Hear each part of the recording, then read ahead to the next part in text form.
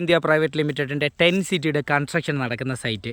അപ്പോൾ ഇവിടെ ഉള്ള നിയമമാണ് ലക്ഷദ്വീപിൽ CRZ NDZ നിയമം എന്ന് പറയുമ്പോൾ ഹൈറ്റൈഡ് ലൈൻ, മറ്റേ ഹൈറ്റൈഡ് ആകുമ്പോൾ വെള്ളം എവിടെ വരെ കയറി വരുന്നു അതുമുതൽ 25 മീറ്ററാണ് എന്ത് CRZ NDZ.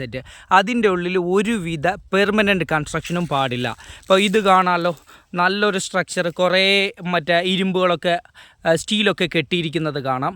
പിന്നെ അതുകൂടാതെ തന്നെ കോൺക്രീറ്റ് ഇടാൻ വേണ്ടി സ്ട്രക്ചർ ഉണ്ടാക്കിയിരിക്കുന്നത് കാണാം. അപ്പോൾ നമുക്കിതൊന്ന് അളന്ന് നോക്കാം. കാണുന്നുണ്ടല്ലോ, ഇവിടെ കൺസ്ട്രക്ഷൻ്റെ കറക്റ്റ് സൈറ്റിൽ പിടിക്കുന്നു. ഓക്കെ, പിടിച്ചിട്ട് കൊണ്ടുപോവുകയാണ്. ബീച്ചിലോട്ട് നടന്നുകൊണ്ട് പോവുകയാണ്. ഓക്കെ, നമുക്ക് ഏതായാലും ഒരു ഏകദേശം ഹൈറ്റൈഡ് ലൈൻ പിടിക്കാം. വെരി ലോ ടൈഡാണ്. നമ്മൾ ഇറങ്ങിപ്പിടിക്കാം. അപ്പോൾ ഇതാണ് ഹൈറ്റൈഡ് ലൈൻ വരുന്നത്. ഇത് നല്ല ലോ ടൈഡാണ്. കടൽ കാണാം. ഇവിടെ വരെ കടൽ കയറി വരും എന്നുള്ള രീതിയിലാണുള്ളത്. ഓക്കെ, ഇവിടെ നമുക്ക് കാണാം 16 മീറ്ററേ ആയിട്ടുള്ളൂ. 16 മീറ്ററേ ആയിട്ടുള്ളൂ. ഒന്നുകൂടെ കാണിച്ചേ. ഓക്കെ, എവിടെയാണ്? 16 മീറ്ററേ ആയിട്ടുള്ളൂ. 16 മീറ്ററാണ് ആകെ ഇവിടുന്ന് വരുന്ന ഡിസ്റ്റൻസ്. എന്നിട്ട് കൺസ്ട്രക്ഷൻ ഓൺ ഗോയിങ് ആണ്. അപ്പോൾ എന്നാലും നമുക്കൊരു 25 മീറ്റർ പിടിക്കാം. 25 മീറ്റർ പിടിക്കാം. 20 മീറ്ററായി.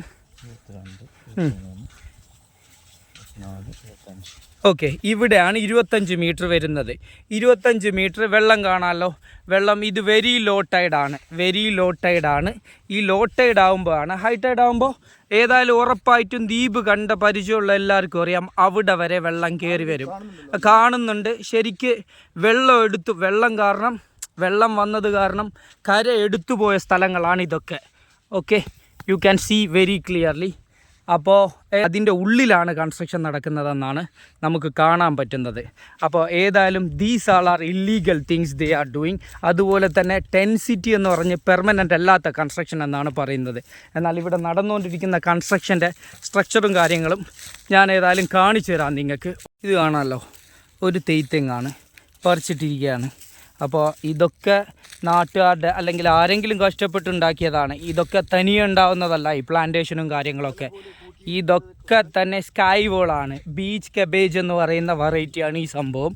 ഇത് ആക്ച്വലി ഈ എറോഷനൊക്കെ പ്രൊട്ടക്ട് ചെയ്യാൻ വേണ്ടി നോർമലി ബീച്ചുകളിൽ ഉണ്ടാവുന്ന വെജിറ്റേഷനുകളാണ് ഈ സ്കൈ വോളൊക്കെ. ബീച്ച് കബേജ് എന്നാണ് കോമൺ നെയിം. അപ്പോൾ ഇങ്ങനെയാണ് ഇവരുടെ കൺസ്ട്രക്ഷൻ ഓൺ ഗോയിങ് നടന്നുകൊണ്ടിരിക്കുന്നത്. ഇവിടെ നിന്ന് നമ്മൾ വീണ്ടും ഒന്ന് അളക്കുകയാണ് എവിടെയാണ് വരുന്നതെന്നുള്ളത്.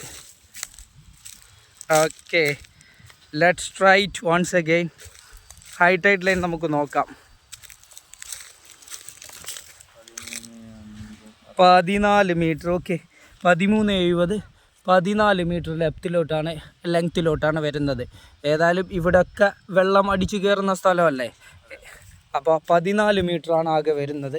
അപ്പോൾ ഇത് പോസിബിൾ ആണെങ്കിൽ ബാക്കിയുള്ളവർക്കും യാതൊരു പ്രശ്നവുമില്ല. ഡൈവേഷൻ കൊടുക്കാം, കൺസ്ട്രക്റ്റ് ചെയ്യാം, എല്ലാം ചെയ്യാമല്ലോ.